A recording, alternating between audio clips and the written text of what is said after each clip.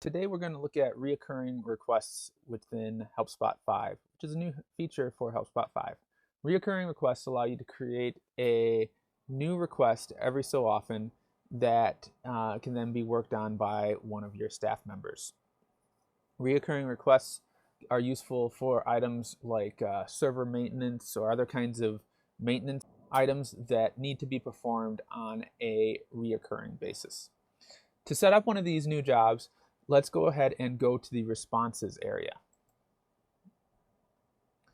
Inside of responses, I have the standard response interface, but new in HelpSpot 5, I have a new area down here that allows me to convert a response to a reoccurring request.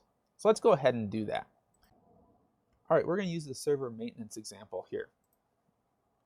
All right, so I'm just going to put in a new title here to check for server updates.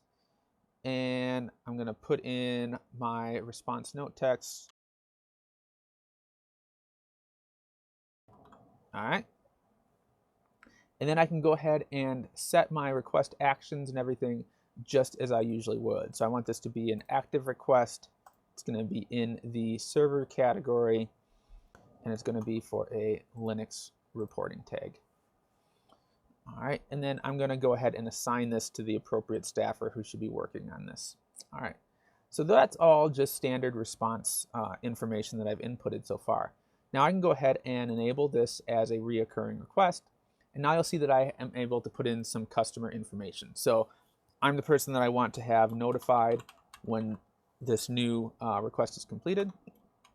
So I'm going to go ahead and put in my information as the customer. And now I can choose the schedule that I want this to be created on. So this is going to be a monthly job. It's going to occur on the last day of the month at 8 a.m. Okay, so I can go ahead and add this response. And now I've created my first reoccurring request. So we can see now that this new response shows up in my responses list, but it's checked as a reoccurring request that will create a request on the last day of every month. If I want to go ahead and change this, I just edit the response as usual, or I can go ahead and remove the response if I don't want this reoccurring request anymore.